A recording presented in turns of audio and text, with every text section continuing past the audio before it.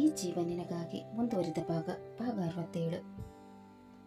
Lawyer Nilesh ರವರು ಕೆಲಸ ಮುಗಿಸಿ ಮನೆಗೆ ಬಂದಾಗ ತಮ್ಮ ಹೆಂಡತಿಯ ಹತ್ತಿರ ಅರ್ಜುನ ಬಗ್ಗೆ ಕೇಳತೊಡಗಿದರು.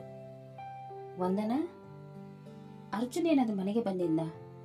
ನಾನು ಮಧ್ಯಾಹ್ನದಿಂದ ಅವ್ನಿಗೆ ಕಾಲ್ ಮಾಡ್ತಾ ಇದ್ದೀನಿ, ಅವ್ನು ಕಾಲ್ ರಿಸೀವ್ ಮಾಡ್ತಾನಿಲ್ಲ. ಎಲ್ಲಿಗೆ ಹೋಗ್ತಾನಂತ ನಿನ್ಗೇನಾದ್ರೂ ಹೇಳಿದ್ನಾ? ಕಾಲ್ ರಿಸೀವ್ ಮಾಡದೇ ಇರುವಷ್ಟು ಅಷ್ಟೊಂದು ಅರ್ಜೆಂಟ್ ಕೆಲಸ ಏನಿದೆ ಅವನಿಗೆ? ಟೆನ್ಷನ್ ಬೇರೆ ಆಗ್ತಾ ಇದೆ. ಎಲ್ಲಿದ್ದಾನೋ ಏನೋ. ನಿನ್ ಗೊತ್ತಾ ಅವನು ಎಲ್ಲಿದ್ದಾನೆ ಅಂತ? ಗಂಡನ ಮಾತು ಕೇಳಿ ಸಿಟ್ಟು ಮಾಡಿಕೊಂಡ ವಂದನರವರು, ಅವನು ಎಲ್ಲೂ ಹೋಗಿಲ್ಲ, ಮನೆಯಲ್ಲೇ ಇದ್ದಾನೆ. ಮನೆಯಲ್ಲೇ ಇದ್ದಾನ? ಮನೆಯಲ್ಲೇ ಇದ್ಬಿಟ್ಟು ಮತ್ತೆ ಯಾಕೆ ನನ್ನ ಕಾಲ್ ರಿಸೀವ್ ಮಾಡ್ತಾ ಇಲ್ಲ? ಅವನು ಆ ಥರ ಆಗೋಕ್ಕೆ ನೀವೇ ಕಾರಣ. ನಿಮ್ಮಿಂದಾಗಿ ಅವನ ನೆಮ್ಮದಿ ಎಲ್ಲ ಹಾಳಾಗೋಯ್ತು. ಏನೇ ಆಗಿದೆ ನಿನ್ಗೆ? ಏನ್ ಹೇಳ್ತಾ ಇದೆಯಾ? ನಾನು ಏನ್ ಮಾಡಿದೆ ಅಂತ ಈ ರೀತಿ ಮಾತಾಡ್ತಾ ಇದೆಯಾ? ನಿಮ್ಮ ಮಗ ಚೆನ್ನಾಗಿರ್ತ ನಿಮ್ಗೆ ಇಷ್ಟ ಇಲ್ಲ ಅಲ್ವಾ? ಅದಕ್ಕೆ ಅವ್ನ ಖುಷಿನ ಕಿತ್ಕೊಳಕ್ಕೆ ಹೊರಟಿದ್ದೀರಾ. ಏನಂತ ಮಾತಾಡ್ತಾ ಇದ್ದೀಯೇ? ನನ್ಗೇನು ಅರ್ಥ ಆಗ್ತಾ ಇಲ್ಲ. ನಾನು ಯಾಕೆ ನನ್ನ ಮಗನ ಖುಷಿ ಹಾಳು ಮಾಡೋಕ್ಕೆ ನೋಡ್ತಾ ಇದ್ದೀನಿ? ಅವ್ನು ನಿನಗೆ ಮಾತ್ರ, ನನಗೂ ಕೂಡ ಮಗನೇ. ನನಗೂ ಕೂಡ ಅವನ ಬಗ್ಗೆ ಕಾಳಜಿ ಇದೆ. ಏನೇನು ಹೇಳ್ಬಿಟ್ಟು ನಂಗೆ ಟೆನ್ಷನ್ ಕೊಡ್ಬೇಡ. ನಾನು ಸ್ವಲ್ಪ ಮಾತಾಡೋದಕ್ಕೆ ನಿಮ್ಗೆ ಟೆನ್ಷನ್ ಆಗ್ತಾ ಇದೆ, ಆದ್ರೆ ನೀವು ನನ್ನ ಮಗನಿಗೆ ಲೈಫ್ ಲಾಂಗ್ ಟೆನ್ಷನ್ ಕೊಡಕ್ಕೆ ಹೊರಟಿದ್ದೀರಲ್ವಾ? ಇದು ಯಾವ ನ್ಯಾಯ? ಏನಮ್ಮ ಮಾತಾಡ್ತಾ ಇದೀಯಾ? ಸುದ್ದಿ ಬಳಸಿ ಯಾಕೆ ಮಾತಾಡ್ತೀಯಾ? ಅದೇನು ಅಂತ ಸ್ವಲ್ಪ ಅರ್ಥ ಆಗು ಅಂತ ಹೇಳ್ಬಾರ್ದಾ? ನೀವ್ ಯಾಕೆ ಅದೇಳಿಂದ ನನ್ನ ಮಗ ನಮ್ಮ ದೂರರಿಗೆ ಹೇಳಿದ್ದು? ಓ, ವಿಷಯ ಇದಾ? ನಿಂಗೂ ಕೂಡ ಗೊತ್ತಾಗ್ಬಿಡ್ತಾ? ಗೊತ್ತಾಗಿದೆ, ಒಳ್ಳೇದಾಯ್ತು ಬಿಡು. ನೋಡು ವಂದನ, ನಾನು ಒಳ್ಳೇದಕ್ಕೇ ಇದೆಲ್ಲ ಮಾಡ್ತಾ ಇರೋದು. ನಾವೆಲ್ಲಿ, ಅವರೆಲ್ಲಿ? ಅವಳು ನಾಳೆ ದಿವಸ ಧನರಾಜ್ ಗ್ರೂಪ್ ಆಫ್ ಕಂಪನೀಸ್ಗೆ ಉತ್ತರಾಧಿಕಾರಿ ಆಗುವಳು. ಅವಳನ್ನು ಇವನು ಪ್ರೀತಿಸಕ್ಕಾಗುತ್ತಾ? ಯಾಕ್ರಿ ಪ್ರೀತಿಸಬಾರ್ದು? ನಿಮ್ಮ ಮಗನಿಗೆ ಏನು ಕಮ್ಮಿ ಆಗಿದೆ? ಫೇಮಸ್ ಲಾಯರ್ ಅವನು, ಯಾವುದ್ರಲ್ಲೂ ಕಮ್ಮಿ ಇಲ್ಲ ನಮ್ಮ ಮಗ. ಅವನನ್ನು ಪಡೆಯಲು ಅವಳು ಪುಣ್ಯ ಮಾಡಿರಬೇಕು. ನಮ್ಮ ಮಗ ಯಾವುದ್ರಲ್ಲೂ ಕಮ್ಮಿ ಇಲ್ಲ, ಆದರೆ ನಾಳೆ ದಿವಸ ಅವನ ಹೃದಯ ಹೊಡಿಬಾರ್ದಲ್ವಾ? ಅದಕ್ಕೆ ಆ ರೀತಿ ಮಾಡ್ತಾ ಇದ್ದೀನಿ. ಅವನಿಗೆ ಯಾಕ್ರಿ ಏನಾದರೂ ಆಗುತ್ತೆ? ನೀವು ಸುಮ್ಮನೆ ಏನೇನೋ ಕಲ್ಪನೆ ಮಾಡ್ಕೊಳ್ಬೇಡಿ. ಅವನಿಗೆ ಏನೂ ಆಗಲ್ಲ. ನಿನಗೆ ಇದೆಲ್ಲ ಗೊತ್ತಾಗಲ್ಲ ವಂದನ. ಆ ಕಂಪ್ನಿ ಇನ್ನೂ ಅವ್ರಿಗೆ ಸೇರಿದು ಅಂತ ಅಗಸ್ತ್ಯನ ಬಿಟ್ಟು ಬೇರೆ ಯಾರು ಕೂಡ ಗೊತ್ತಿಲ್ಲ. ಒಂದ್ಸಲ ಅವಳ ಕಂಪನಿ ಉತ್ತರಾಧಿಕಾರಿ ಆದ್ರೆ ಅವಳ ಮನೆಯವರು ಯಾಕೆ ಅವಳನ್ನ ನಮ್ಮ ಮಗನಿಗೆ ಕೊಟ್ಟು ಮದುವೆ ಮಾಡಿಸ್ತಾರೆ? ಪ್ರತಿಯೊಬ್ಬ ತಂದೆ ತಾಯಿಗೂ ಅವ್ರ ಮಗಳು ಚೆನ್ನಾಗಿರ್ಬೇಕಂತ ಆಸೆ ಇರಲ್ವಾ? ನಮ್ಮ ಮನೆ ಸೊಸೆ ಆದ್ರವಳು ಚೆನ್ನಾಗಿ ಇರ್ತಾಳ ಅಲ್ವೇನ್ರಿ? ಅದು ಹಾಗಲ್ಲ ವಂದನಾ.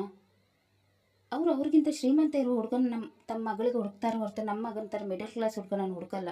ಅರ್ಥ ಮಾಡ್ಕೊ. ಈಗ ಅವನು ಅವಳ ಹಿಂದೆ ಬಿದ್ದುಬಿಟ್ಟು ನಾಳೆ ದಿವಸ ಅವಳಿಂದ ತಿರಸ್ಕರಿಸಲ್ಪಟ್ರೆ ಏನು ಮಾಡ್ತೀಯಾ? ಈಗಲೇ ಅವನನ್ನು ಅವಳಿಂದ ದೂರ ಇಡಬೇಕು, ಇಲ್ಲಾಂದರೆ ತುಂಬಾ ಕಷ್ಟ ಆಗುತ್ತೆ. ಅವಳನ್ನು ಹಚ್ಕೊಂಡು ಅಂದರೆ ಅವಳಿಂದ ದೂರ ಆಗೋಕ್ಕೆ ತುಂಬಾ ಕಷ್ಟಪಡ್ಬೋದು. ಆರಂಭದಲ್ಲಿ ಇದನ್ನು ನಿಲ್ಲಿಸಬೇಕು. ಸ್ವಲ್ಪ ನೋವಾಗ್ಬೋದು, ಆದರೆ ತುಂಬ ನೋವಾಗೋದನ್ನು ತಪ್ಪಿಸ್ಬೋದು. ಅವಳ ಮನೆಯವರು ಯಾರು ಅಂಥವ್ರಲ್ಲ ಅಂತ ನಿಮಗೂ ಕೂಡ ಗೊತ್ತಲ್ವರಿ? ಇಷ್ಟು ವರ್ಷದಿಂದ ನೋಡ್ತಾ ಇದ್ವಿ, ನಮ್ಮ ಜೊತೆ ತುಂಬಾ ಕ್ಲೋಸ್ ಆಗಿದ್ದಾರಲ್ವಾ? ದುಡ್ಡು ಬಂದ ಮೇಲೆ ಯಾರು ಹೇಗೆ ಅಂತ ಹೇಳೋಕ್ಕಾಗಲ್ವಂದನ. ಈಗ ಅವ್ರು ಫೈನಾನ್ಷಿಯಲ್ ನಮಗಿಂತ ಕೆಳಗಿರ್ಬೋದು, ಅದಕ್ಕೆ ನಮ್ಮ ಜೊತೆ ಚೆನ್ನಾಗೇ ಇದ್ದಾರೆ. ಒಂದ್ಸಲ ಕಂಪ್ನಿ ಅವ್ರಿಗೆ ಸೇರಿದೆ ಅಂತ ಗೊತ್ತಾದ್ರೆ ಅವ್ರು ಹೇಗೆ ನಮ್ಮ ಜೊತೆ ವರ್ತಿಸ್ಬೋದು ಅಂತ ಹೇಳೋಕ್ಕಾಗಲ್ಲ. ನಾನು ಇದೇ ಪೊಸಿಷನಲ್ಲಿ ಇರೋದಕ್ಕೆ ಧನರಾಜ್ ಸರಿ ಕಾರಣ. ಅವ್ರ ಋಣ ನನ್ನ ಮೇಲಿದೆ, ನಾನು ಅವ್ರಿಗೆ ದ್ರೋಹ ಮಾಡೋಕ್ಕಾಗಲ್ಲ. ಎಲ್ಲರೂ ಧನರಾಜ್ ಸರ್ ಥರ ಆಗೋಕ್ಕಾಗಲ್ಲ, ಸ್ವಲ್ಪ ಅರ್ಥ ಮಾಡ್ಕೋ. ನೀವು ಅವ್ರ ಬಗ್ಗೆ ತಪ್ಪು ತಿಳಿದುಕೊಂಡಿದ್ದೀರಿ. ಅವ್ರು ಅಂಥವ್ರಲ್ಲ, ಅವ್ರು ತುಂಬ ಒಳ್ಳೆಯವರು. ದುಡ್ಡು ಬಂದ ಮೇಲೆ ಅವ್ರು ಬದಲಾಗ್ತಾರೆ ಅನ್ನೋದನ್ನು ನಾನು ನಂಬಲ್ಲ. ಅವ್ರು ಒಳ್ಳೆಯವರಂತ ನನಗೂ ಕೂಡ ಗೊತ್ತು, ಆದರೆ ಸಮಯ ಸಂದರ್ಭ ಯಾರನ್ನು ಕೂಡ ಬದಲಾಯಿಸ್ಬೋದು. ಈಗ ನನ್ನ ಮಗ ಅವ್ರ ಮಗಳನ್ನು ಪ್ರೀತಿಸಿದೆ ಅಂತ ನೋಡ್ಕೊಳ್ಬೇಕು. ಅವನು ಆಲ್ರೆಡಿ ಅವಳನ್ನು ಪ್ರೀತಿಸ್ತಾ ಇದ್ದಾನ್ರಿ, ಅದು ಗೊತ್ತು ನನಗೆ. ಅದಕ್ಕೇನೆ ಅವನಿಗೆ ಅವಳಿಂದ ದೂರ ಇರು ಅಂತ ಹೇಳ್ತೇನೆ. ಅವಳಿಂದ ದೂರ ಇರು ಅಂತ ಹೇಳಿದ್ದಕ್ಕೆ ಅವಳ ಜೊತೆ ಕಟ್ಟೋರುವಾಗಿ ಮಾತಾಡಿದ್ದಾನೆ. ಅವಳು ಇವನಿಗೆ ಚೆನ್ನಾಗಿ ಬೈದ್ಬಿಟ್ಟು ಹೋಗಿದ್ದಾಳೆ. ಇನ್ಮೇಲೆ ಮುಖ ಕೂಡ ನೋಡೋಣ ಅಂತಲೂ ಹೇಳಿದ್ದಾಳಂತೆ. ಅದಕ್ಕೆ ಅವನಿಗೆ ಬೇಜಾರಾಗಿ ಬೇಗ ಮನೆಗೆ ಬಂದು ರೂಮ್ ಸೇರ್ಕೊಂಡಿದ್ದಾನೆ. ಒಳ್ಳೇದೇ ಆಯ್ತು ಬಿಡು, ಎಲ್ಲನೂ ನಾನು ಅಂದ್ಕೊಂಡ ಹಾಗೆ ನಡೀತಾ ಇದೆ. ಇವನು ಅವಳಿಂದ ದೂರ ಇದ್ರೇನೆ ಇವನಿಗೆ ಒಳ್ಳೇದು. ಒಂದೆರಡು ದಿವಸ ಮನಸ್ಸಿಗೆ ನೋವಾಗ್ಬೋದು, ಆಮೇಲೆ ಸರಿ ಹೋಗ್ತಾನೆ ಬಿಡು. ಏನ್ರಿ ಆಗಿದೆ ನಿಮಗೆ? ಮಗನ ಜೀವನನೇ ಹಾಳು ಮಾಡಕ್ಕೆ ಹೊರಟಿದ್ದೀರಲ್ವಾ?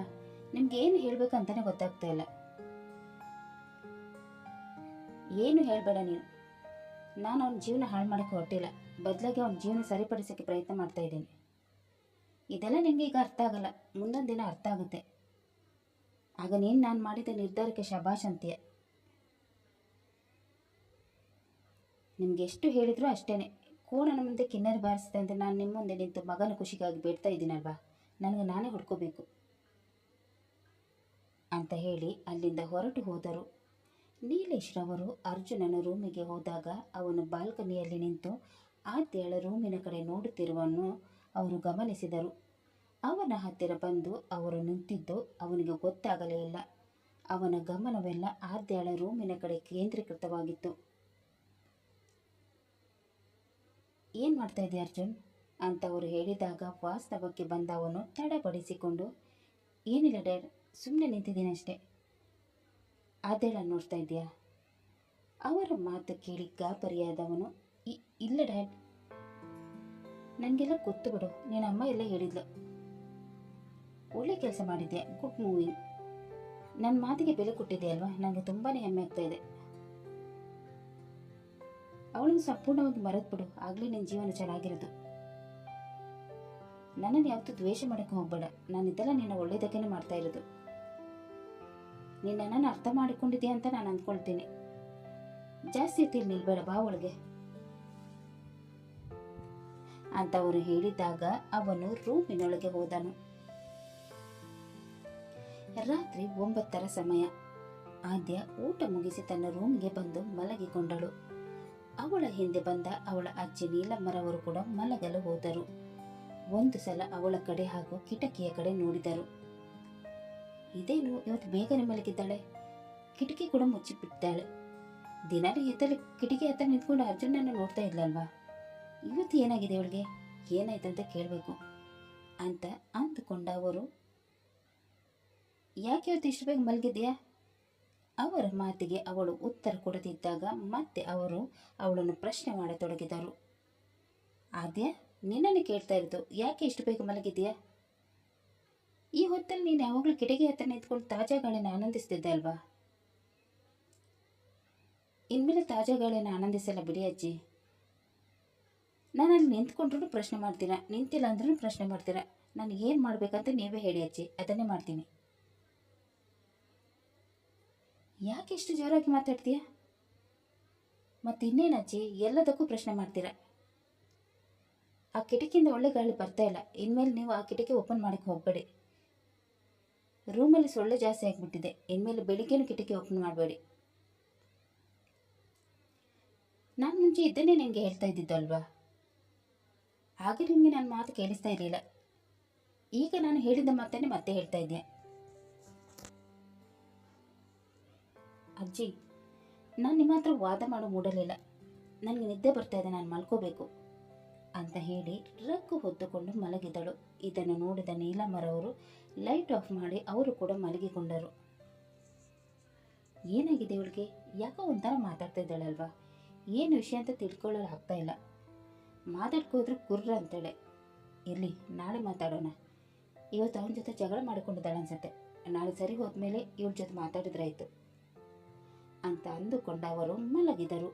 ಬೇಗನೆ ಮಲಗಿದ ಆದ್ಯಾಳಿಗೆ ನಿದ್ದೆ ಹತ್ತುತ್ತಿರಲಿಲ್ಲ. ನೀಲಮ್ಮರವರು ಮಲಗಿದ್ದನ್ನು ಕನ್ಫರ್ಮ್ ಮಾಡಿಕೊಂಡ ಅವಳು ಸ್ವಲ್ಪ ಹೊತ್ತಾದ ಮೇಲೆ ಅಳತೊಡಗಿದಳು. ಅರ್ಜುನ್ ಹೇಳಿದ ಮಾತನ್ನು ನೆನಪಿಸಿಕೊಂಡು ಬೆಕ್ಕಿ ಬೆಕ್ಕಿ ಅಳತೊಡಗಿದಳು. ಆಗ ನೀಲಮ್ಮರವರು ಅವಳ ಹಣೆ ಸವರಿ, ಏನಾಯ್ತು, ಯಾಕೆ ಹೇಳ್ತಾ ಇದೆಯಾ?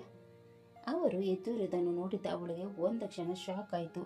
ಅವರನ್ನೇ ದಿಟ್ಟಿಸಿ ನೋಡತೊಡಗಿದಳು. ಯಾಕೆ ಹಾಗೆ ನೋಡ್ತಾ ಇದೆಯಾ?